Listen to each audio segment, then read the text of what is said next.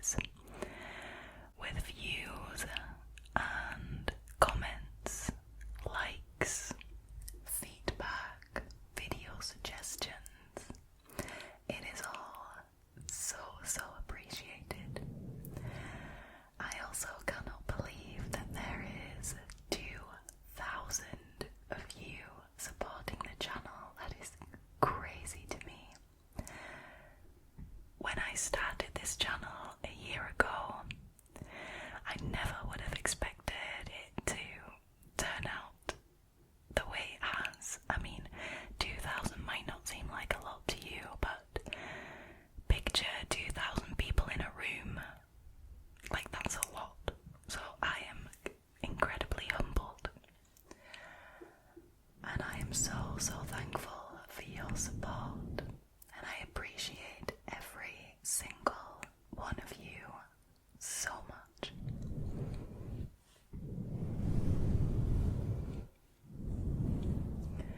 Now, I thought, what better way to celebrate the channel's anniversary than to do one of your favourite types of videos.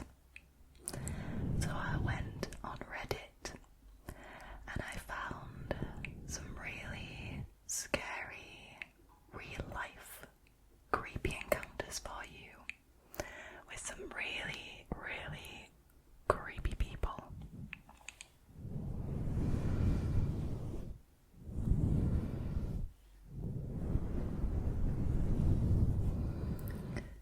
So now, without further ado, let's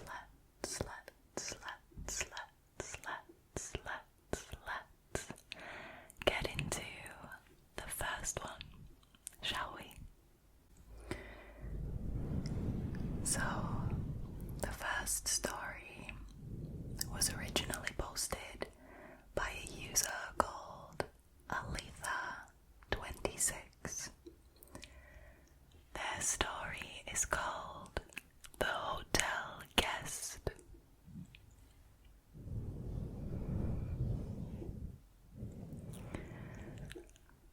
So I've worked in a couple hotels in the past, mainly at the front desk, dealing directly with the guests. I must say I loved working the graveyard shifts.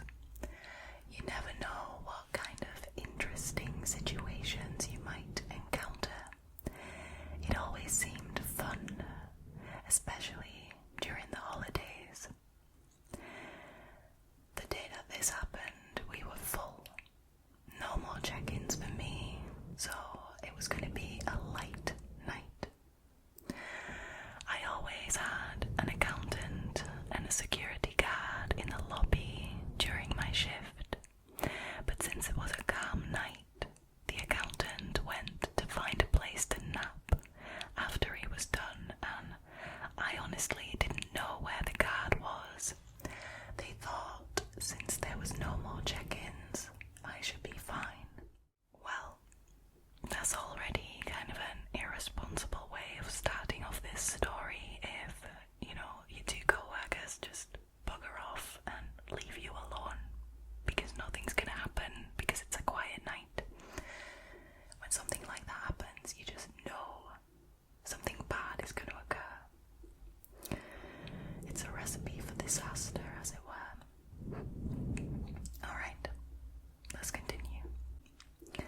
I was going through the log from the last shift and I found a sticky note with my name, and it also said, "Beware 305. No details or anything. I was looking at the monitor with the cameras and clicked on the screen that showed the hallway where room 305 was, or 305. I left it there and I finished my work. At around 3 a.m. I was still alone, and from the corner of my eye I saw movement on the monitor. It was a guy. He seemed pretty regular, not creepy at all. He got closer to the front desk and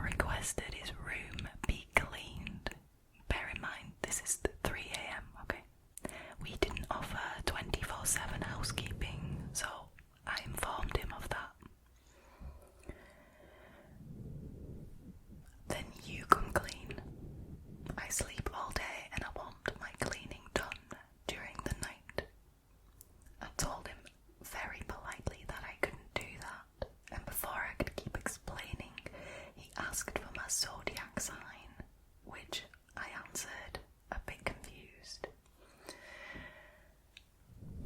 All of a sudden, he changes the subject, now talking about how he was a warrior in one of his past lives, and that in this life he comes from a long line of warriors. He kept changing subjects every 2 minutes and I couldn't keep up. Suddenly, he says, "So, should we start heading up to my room?" Again, I explained that we don't offer 24/7 housekeeping, and he started getting this weird look on his face. It was like frustration.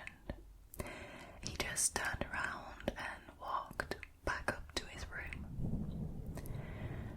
20 minutes later, I saw him on the monitor coming down again.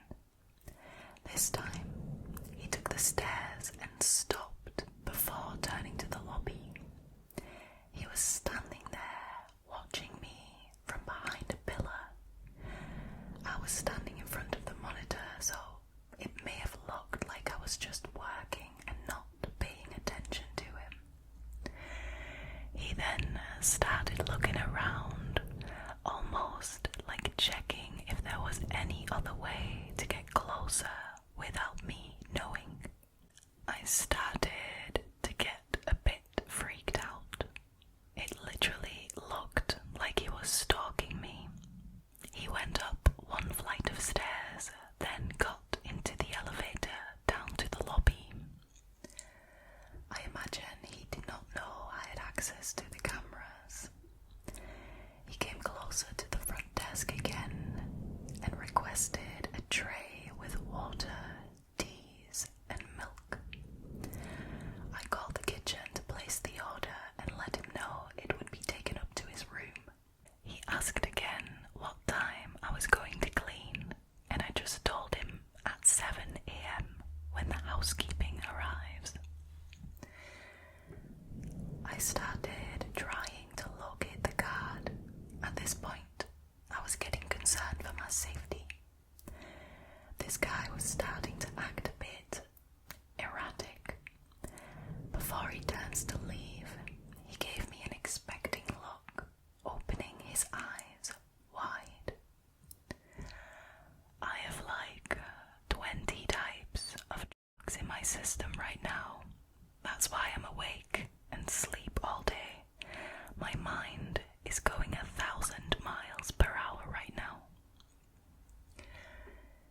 I honestly didn't know how to answer that, so I asked if he needed medical assistance. He laughed and asked if I wanted to join him for tea, which I obviously declined. He left for his room once again. After room service delivered his tea, the waiter went back to the front desk. "Hey, so we need security to be here with you. The guy from 305 just asked me if he could use our stairs to get to the front desk without being seen. But first, he offered me money to convince you to go to his room." Whoa. Wow. I was freaked out for sure, but since another person knew of the situation, it gave me a sense of safety, I guess. The waiter left me to try and look for the security guard. At 5 a.m, the guest comes out of his room again. This time, he headed for the maintenance stairs. I didn't have access to the cameras there, but I knew he couldn't get close to me without me seeing him, so I didn't feel in any real danger. The waiter showed up and told me that one of the security guards caught the guest trying to get to the front desk. The guest kept repeating that it was my idea, that I had been trying to go to his room all night and that I told him to use those stairs. The guard made a report about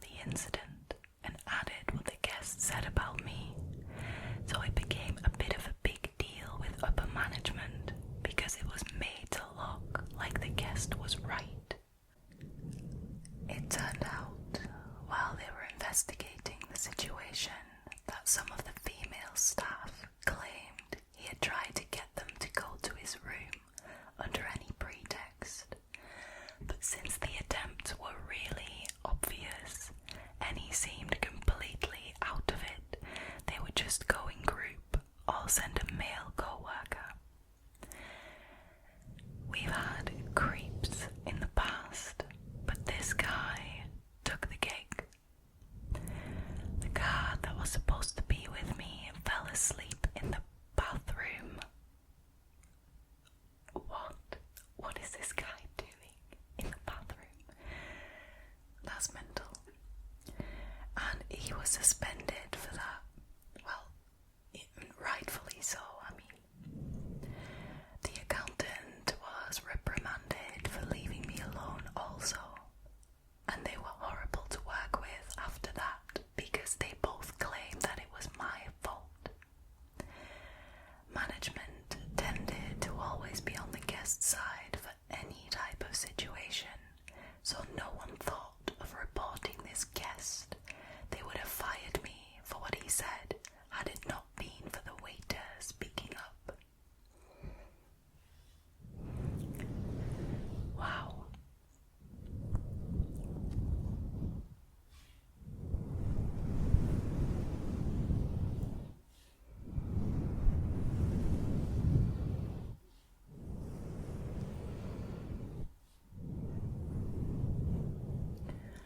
What a story, am I right?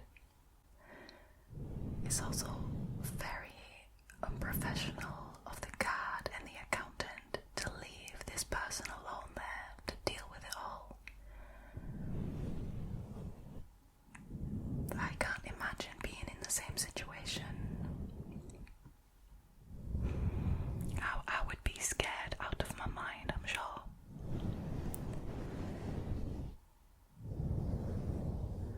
It's a real shame that the management of this hotel took the side of the guest. When he was clearly a creep, I mean, they only had to watch the security tapes to realise that, and, well, they clearly didn't.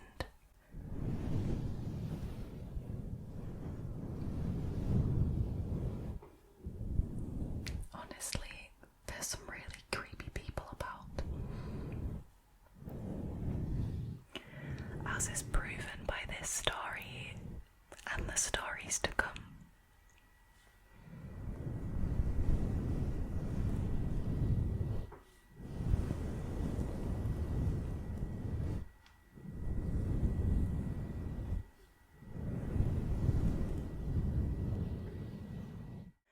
Alright, let's move on to the next one. This story was originally posted by a user called youngest _ Futhark. I hope I'm saying that right. I might be messing it up. This story is called She Was Obsessed with My Earring. This happened when I was 14 years old. I was very quiet and I looked like the typical messy naughties. Is that what you call it? Like zeros, nillies, makeshift punk kid. I had a bad family life, so I spent most of my time wandering around the town with friends to avoid being home. And when nobody knew I was out, I would just walk around by myself. I had a small few piercings at the time, but my most prominent one was a little ear stretcher made out of bone and carved into a snake that hung from my earlobe. I'd been hanging out in a square where myself and my friends used to loiter when this very petite, happy, dippy, smiley lady came over and started chatting to us. This square was known for old people gathering and mingling there, so we didn't think anything of an unusual woman coming to talk, despite the age difference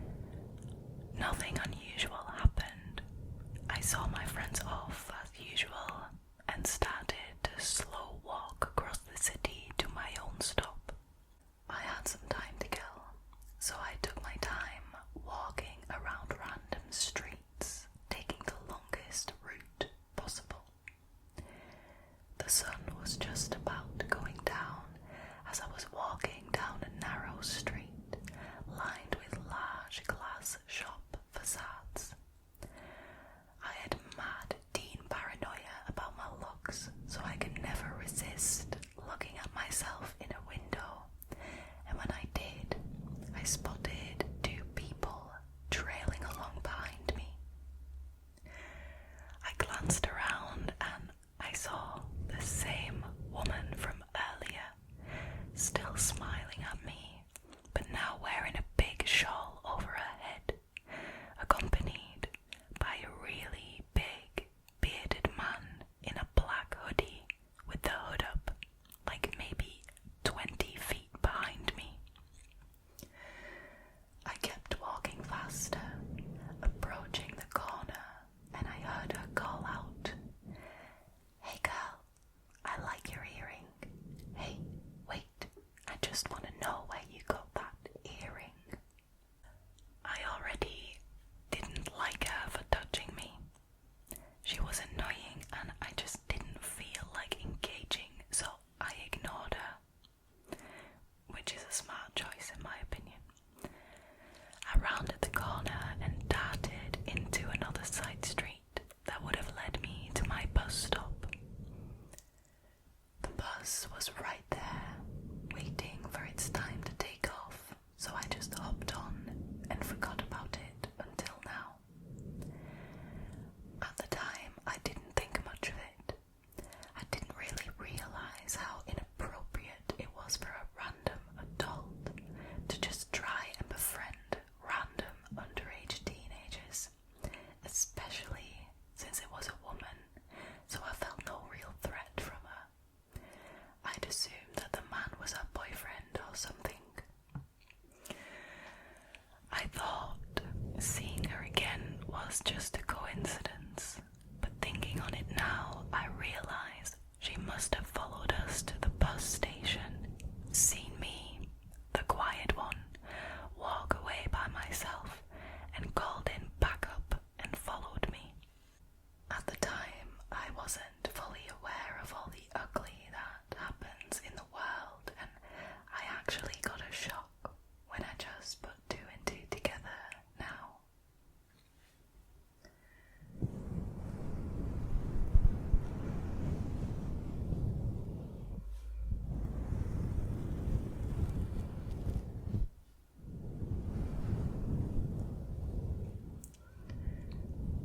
I can honestly sympathize to the fact that at the time this person may have seen this as innocent or a coincidence or, just a weird lady.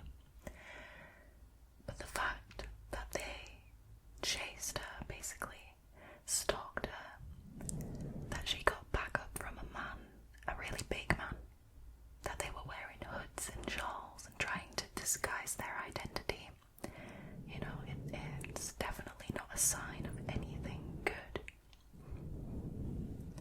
I think they 100% had bad intentions, and I think the really good timing of that bus is what may have saved the OP in this situation.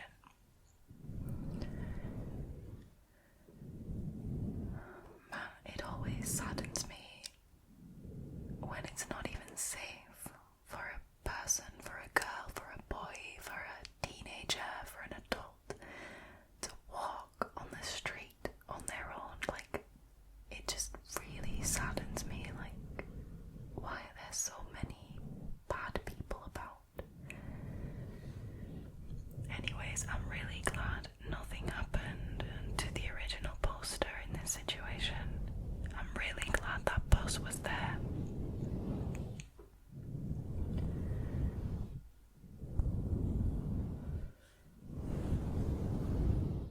I think there's actually also a very important message in this story. The original poster says that they didn't dare to tell the woman to back off, to go away and stop touching them, because they hadn't grown into their voice yet. And I can really sympathize with that, like the feeling that, you're scared to disappoint this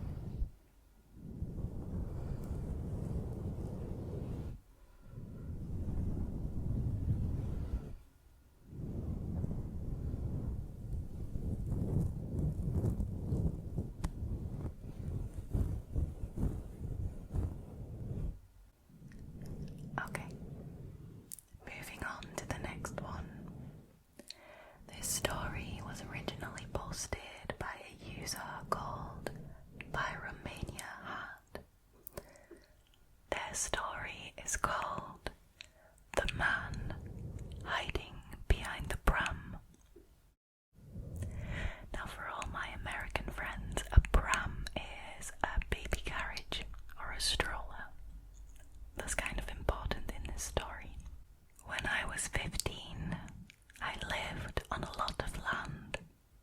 Across from us lived a girl the same age as me, who I will call Emma for the sake of this story. We'd always walk to school and back together. One evening, as we were walking home from school, it was nearing 7 p.m. as we had stayed behind revising for our upcoming GCSEs, so it was dark, being mid-November. We had taken a shortcut through the fields, following the gravelly road. It was a very safe area. Cars and tractors would occasionally drive through, and sometimes we would get lifts from the farmers that we knew.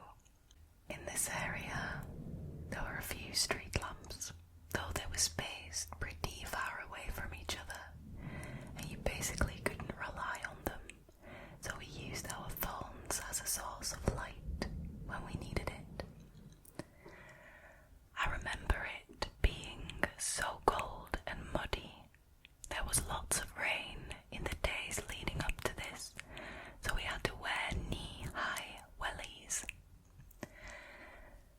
As we were trekking through, we were coming up to one of the few street lamps when we saw what we first thought were some stacked nest crates. But as we headed closer, the street light shone brighter, and we realized that it was actually a pram. Keep in mind that this was in the middle of a very wet, muddy, and dark field. A pram, completely by itself, parked under a street lamp. Emma and I stopped a few meters from it as we both kind of looked at it. The wheels and bottom half of the pram were completely soaked in mud and gravel debris. I said how someone just probably dumped it, but Emma was worried and she thought the worst. I relate to Emma on a deeper level, like, I'm a catastrophizer. I'm guessing Emma is too.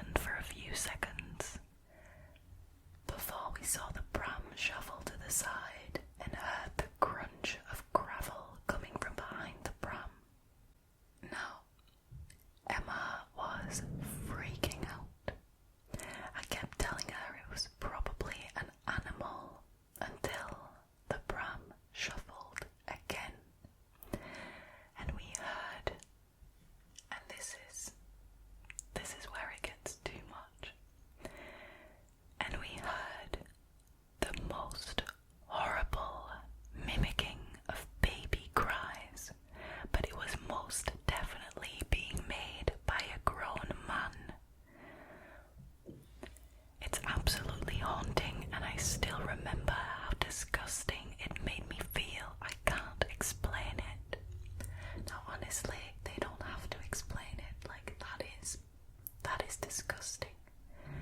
Trying to lure children or whoever, young adults, into your trap by mimicking the sound of a crying baby, like pretending to be a tiny little baby in need, like that's disgusting. Then we saw a head peek over the pram. As the pram continued to shake, the head quickly hid back down, but the mimicked cries continued. Without saying a word, we started hightailing it out of there. Have you ever tried running through a muddy field? It was horrible. I called my dad and barely could get my words out as we ran all the way back to the main road. My dad got there very quickly. He jumped out of the car and practically shoved us both in there. Emma was in tears, and rightfully so. I still hadn't fully processed what on earth just happened. My dad and his brother went back out to their gravelly field, and they did indeed find the pram. But there was no one in there. The next morning, it was still there, and then afterwards it was supposedly removed and dumped. We never walked down that field again, and our parents gave us lifts for the remainder of the school year.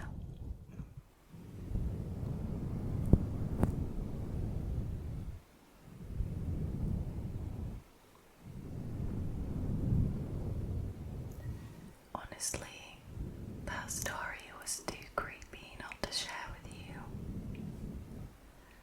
The fact that a fully grown man would hide behind a pram to lure people over his way to do nothing good to them, I imagine, by mimicking a baby.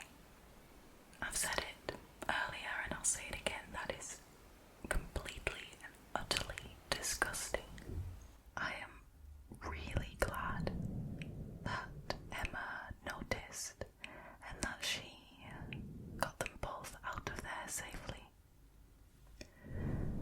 I'm also glad that their parents took it seriously and that they gave them lifts for the remainder of the school year. You know, that seems the best way to deal with it.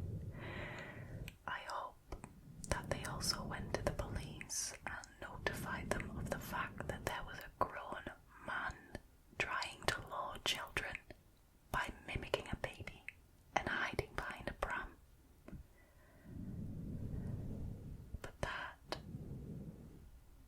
that's a horrible story.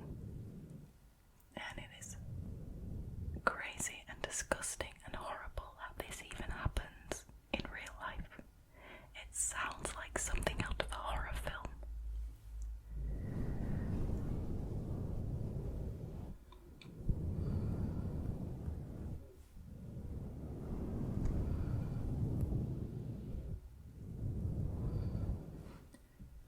Alright, let's move on to the last story of this evening. And this one is a shorter one, but it is something that may sound familiar to you, because something very similar also happened to me. Alright, this story was originally posted by a user called dumbbratbaby, and their story is called The Creepy Guy from the Bus Stop. This only happened a few months ago, so it's fairly recent, but it definitely still scares me to think about. Picture this. It's around 8 a.m. and I'm waiting for the bus at an otherwise empty bus station. At least it was empty until this this guy came and joined me. He stood pretty far away from me, but he was staring in my direction intently. For the entire 10 minutes that we waited together, his eyes didn't leave me. That wasn't the weird part though. If he was just staring at me, I'd be creeped out, sure, but I wouldn't pay much attention because creeps, sadly, are everywhere. It was the way he was staring at me with such intensity in his eyes, brow furrowed and mouth twisted into a slight scowl. He didn't try and talk to me, but when the bus came, I thanked God and got on as fast as I could. Here's where things get creepy. The bus was a double-decker and mostly empty, yet he didn't get on, despite there only being one bus route that comes to that bus station, so he can't have been waiting for a different bus. But anyway, I forgot about him until a few hours later. I was walking to grab coffee with a friend when she nudged me and whispered, "There's a weird guy staring at you." I turned around to see for myself, and it was the same guy from the bus stop in the morning. Despite me not knowing who this man was, he had somehow ended up in the same place as me.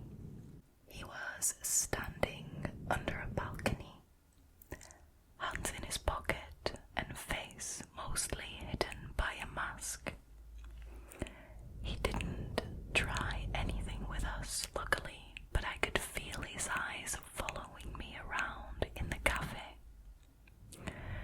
It terrified me and I didn't feel safe for days after. I never saw him again, but I still wonder how he knew which stop I had gotten off at, and if he was waiting for me to show up. The only logical conclusion that me and my friend could come up with was that he had seen me in that spot before and followed me to the bus stop near my home, which makes this whole thing a whole lot scarier.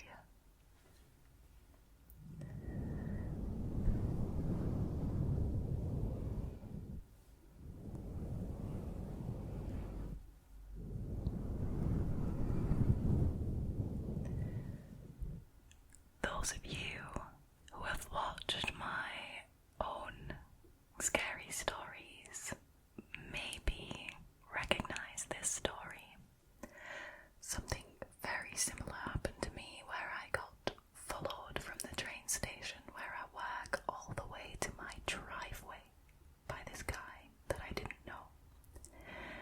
So I can completely sympathize with the person who wrote this post. I know how scary it is. I know how terrified this person must have been. And yet it also doesn't mention reporting it to the police. I didn't either. I wasn't smart enough, I guess, to go to the police about it. I don't know whether this original poster did, but even though I'm not certain they can actually do anything about it, I think the smartest move is to actually report it. I am so glad that nothing happened to the person in this story. I am so glad that this creep didn't actually act on his impulses. Because whatever his intentions may have been, they can't have been good at all. Like, you don't just follow somebody around when you have good intentions, or when you're a good person in general, or a decent person even. You don't even have to be like an extremely good person, just a decent human being doesn't stalk people.